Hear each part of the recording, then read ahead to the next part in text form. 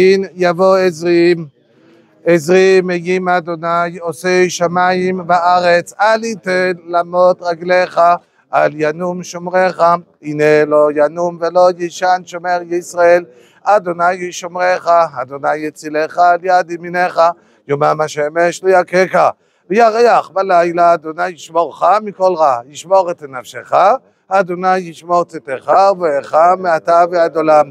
Chacun fait sa prière pratique, 2-3 minutes, ceux qui veulent allumer une bougie, et on continue, et on continue. On continue, ici on a le Srout, on se retrouve à côté d'un des plus grands commentateurs sur la Mishnah, le Tosafot Yom Tov, d'accord, donc Rabbi Shaul Yom Tov Liebman, et si vous faites attention, il est enterré de côté du Bet HaKvarot, à la fin, et il n'est même pas avec la Chelka des Rabbanim, que le Rabbanim c'est de l'autre côté, après on va aller voir de l'autre côté le Megalé Amoukot, mais il n'est même pas avec les Rabbanim. Pourquoi il est enterré ici tout seul? Bakara.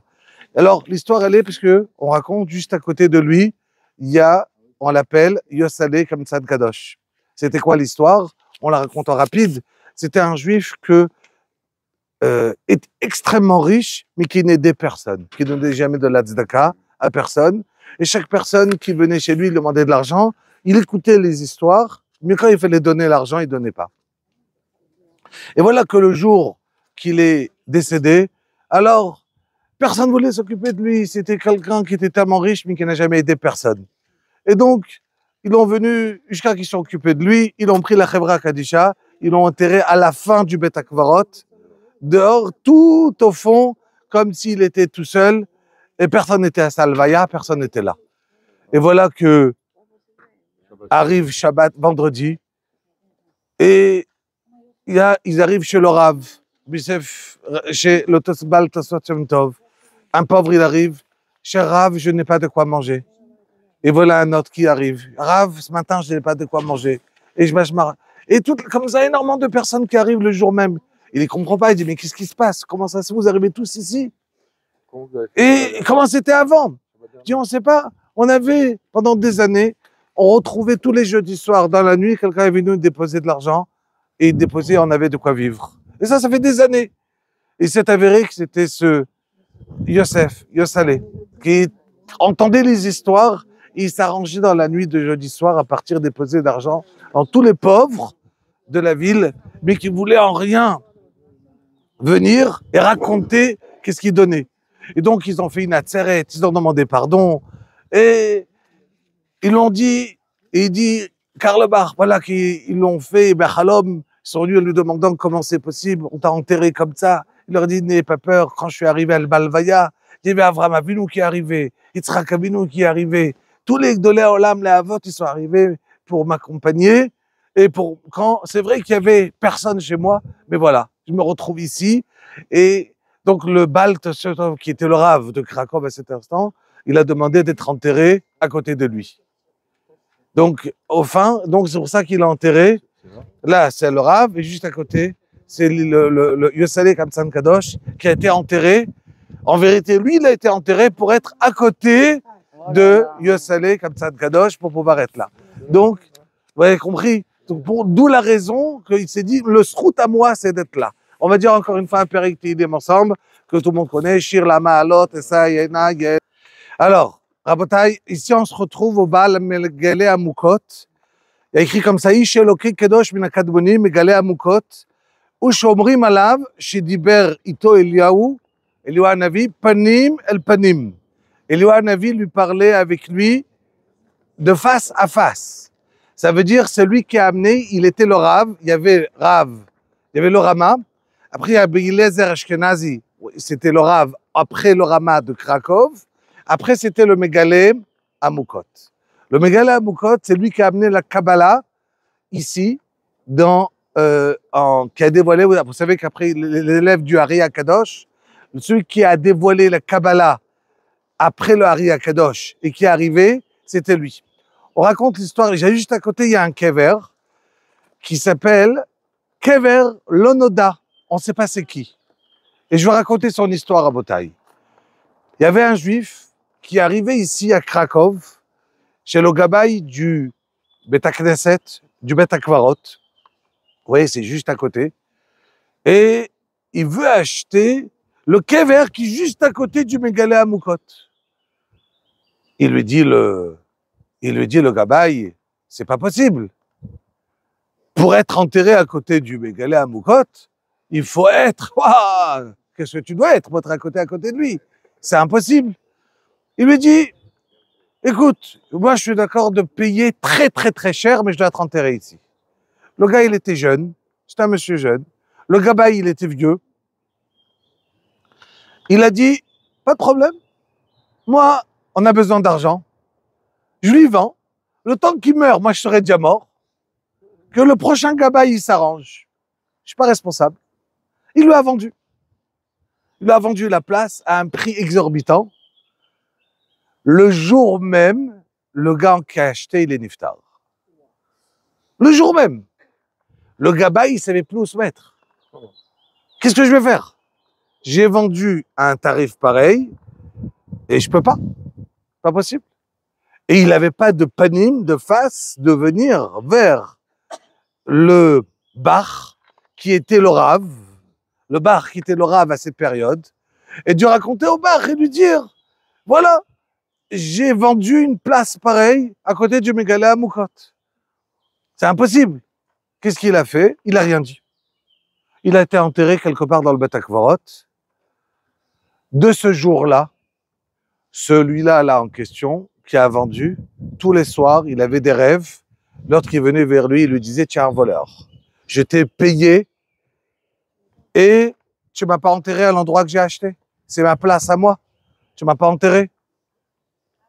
Et il a commencé à lui dire, attention, tu me dois, attention, attention, attention à toi.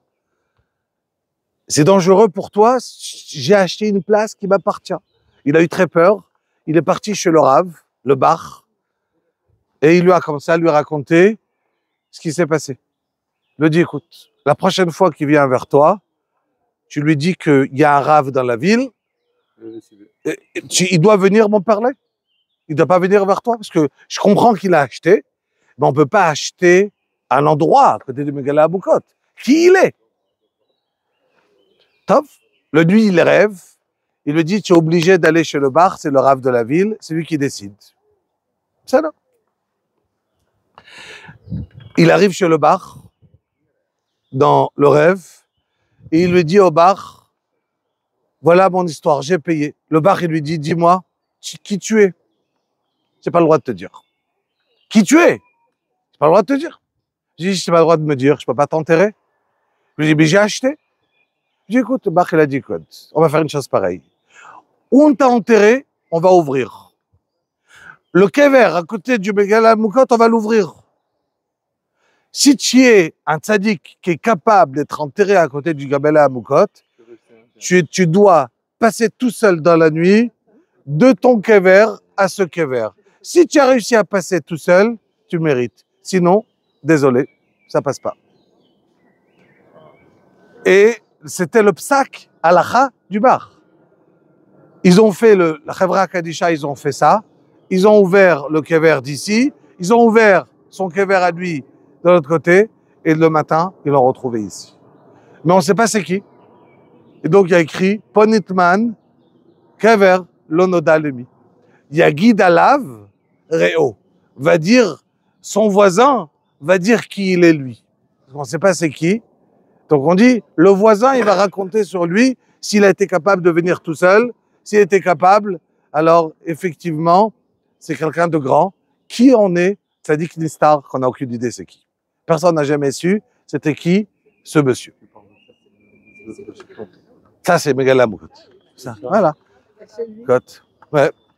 Comme qu'on a raconté, Yagid alav reo, et la personne que lui, il a enterré là, à côté du Mégalé Amoukot, dire qu'on n'a aucune idée qui il est, et comment ça se fait, par quel mérite il a eu d'arriver ici, un tzaddik nistar, qu'on ne devait pas savoir c'est qui.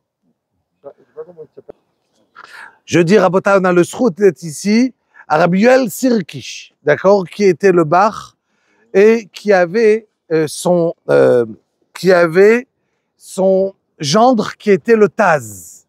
Les deux grandes figures de la halacha, quand vous ouvrez le tour, quand vous ouvrez le Shulchan Aruch, vous avez le bar et le taz. On raconte une histoire extraordinaire. Il y avait le bar, d'accord? Alors, on l'appelle le bar, ça vient Beit Hadash, hein, d'accord? Rabbi Gil. Donc, de son livre. Rabbi El Sirkish, donc quand il a pris son gendre, qui était le Taz, il s'est engagé à lui donner tous les jours de la viande. Et pour pouvoir étudier la Torah. Et voilà qu'un jour, il lui a donné du poulet à manger. Et le Taz, il a appelé son beau-père à Din Torah, le bar. Il lui a dit, je t'appelle en Din Torah parce que tu m'as donné du poulet à manger et pas de la viande. Et quand je me suis marié avec ta fille, alors tu m'as dit que tu allais me donner de quoi? De la viande. Tu m'as donné du poulet. Et donc, il y a eu un Din Torah. Est-ce que le poulet, c'est un din de viande parce que c'est Bassari ou c'est pas un din de Bassari? Et c'était quoi le plus rouge? Pourquoi on va faire une Din Torah à son beau-père comme ça? C'est que ils étaient à un niveau de l'imoud de Torah tellement haut que la raison que le Taz, il voulait pas que Bashamaim, dans le ciel, on va venir et on va reprocher au bar que s'il a étudié 1 minute en moins dans la limoud, parce qu'il a mangé du poulet et pas de la viande, ça sera à cause du bar. Donc il a voulu que dans ce monde-là, on va décider la halakha, que le poulet, ça s'appelle de la viande, comme ça le bar, il a pas de problème Bashamaim. On était là, entre un beau-père et son gendre, au niveau de l'imoud de Torah Rabotai. Comme je disais, il n'y a pas, à chaque seconde, quelque part dans le monde, on doit étudier le bar, le taz, il n'y a pas un kollel qui n'est pas assis en train d'étudier quand il va étudier la halakha, entre le bar et le taz, les plus grands mefarshim de la halakha. On va donner aussi encore une fois un Perek Tehillim, une petite fila. En sortant, on aura Rav Ashkenazi, qui était donc le Rav juste après le Ramam, et on sort. Shir la Ma'alot.